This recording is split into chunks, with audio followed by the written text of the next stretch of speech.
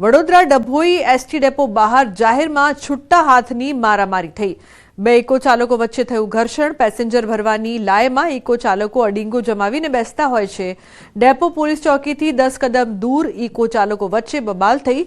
જાહેરમાં મારામારીનો વિડીયો સામે આવ્યો। ડભોઈ પોલીસ તંત્રની મહેરબાનીથી ઇકો ચાલકો બન્યા છે બેફામ। નાગરિકોની ફરિયાદ બાદ બંને ઇકો ચાલકની અટકાયત કરવામાં આવી છે। ઉલ્લેખનીય છે કે એસટી ડેપો બહાર જાહેરમાં મારામારીના દ્રશ્યો। સંવાદદાતા હાર્દિક જોડાયા છે વધુ માહિતી આપવા માટે। હાર્દિક, બે ઇકો ચાલકો વચ્ચે ઘર્ષણની આ સમગ્ર ઘટના વિશે શું અપડેટ? બિલકુલ થી જો ડભોઈની વાત કરીએ તો એસટી ડેપો છે તેની બહાર હંમેશા ઇકો ચાલકોનો જમાવડો રહે છે ને ઘણી વખત પેસેન્જર ભરવાની લાઈનમાં ઇકો ચાલકો જે છે તે અંદર બાકરતા હોય છે। ત્યારે ગઈકાલે ઇકો ચાલકો જે છે તેમના વચ્ચે બોલાબાલી થઈ હતી અને પેસેન્જર બેસાડવાની બાબતે ઝઘડો થયો હતો। ત્યારબાદ જાહેરમાં છૂટાથી મારામારી થઈ હતી। ત્યાં જે પેસેન્જર હાજર હતા તેમના દ્વારા આખી જે ઘટના જે છે તેને પોતાના મોબાઈલના કેમેરામાં કેદ કરી હતી। અહીંયા નવાઈની વાત એ છે કે જે જગ્યા પર આ ઘટના બની તે ડેપો પોલીસ ચોકીથી માત્ર 10 કદમ જ દૂર છે, એટલે પોલીસ પણ મુખ્ય પ્રેક્ષક બની હોય તેમ લાગ્યું છે। અને આ ઘટના બન્યા બાદ જે પેસેન્જર હતા તેમના દ્વારા પોલીસ ચોકી ખાતે રજૂઆત કરવામાં આવી હતી અને ત્યારબાદ પોલીસ દ્વારા આજે બંને ઇકો ચાલક છે તેમની અટકાયત કરવામાં આવી હતી। પોલીસની નજર હેઠળ જ આખું જે ઇકો ચાલકો છે તેઓ આ રીતે ગેરકાયદેસર પેસેન્જર બેહાડીને અવરજવર કરતા હોય છે, ત્યારે ચોક્કસથી પોલીસની જે કામગીરી છે તેની સામે સવાલો ઉઠી રહ્યા છે। બિલકુલ હાર્દિક, આભાર સમગ્ર માહિતી બદલ। તો નાગરિકોની ફરિયાદ બાદ ચાલકની અટકાયત કરવામાં આવી છે, પરંતુ જે પ્રકારથી સમગ્ર ઘટના સામે આવી, એસટી ડેપો બહાર જાહેરમાં મારામારીની આ ઘટના જોવા મળી। તો બે ઇકો ચાલકો વચ્ચે થયું હતું ઘર્ષણ।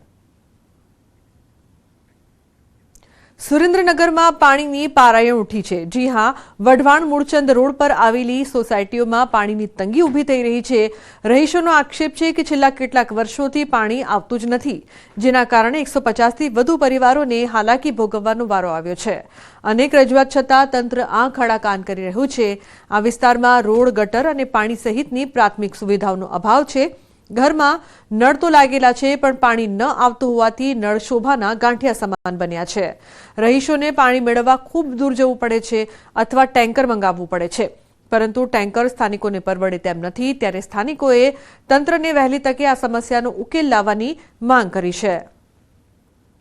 તો ઉનાળાની શરૂઆત સાથે પાણીની પારાયણ જોવા મળી રહી છે।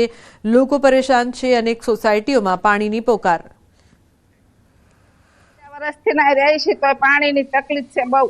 નર આપ્યા પણ નરમાં પાણી નથી આવતું। અવારનવાર અહીંયા જાય છે અમે બધે, તો કોઈ જવાબ નથી દેતા અમને। પાણીની, રોડની અને ગટરની 3 માંગણી છે અમારી। તકલીફ બહુ પડે પાણીની। ટાઉનપરામાં રહી છે, 50 વર્ષથી રહી છે। અમારે પાણીની પ્રોબ્લેમ છે, બધે જાય છે પણ અમારું કોઈ સાંભળતું નથી। પાણીના ટેન્કર નથી આવતા। નગરપાલિકાની પાણીની લાઈન હા છે પણ પાણી નથી આવતું। આ કેટલાય વર્ષોથી અમારે પાણી, રોડની આ બધી સમસ્યા છે, ગટરની।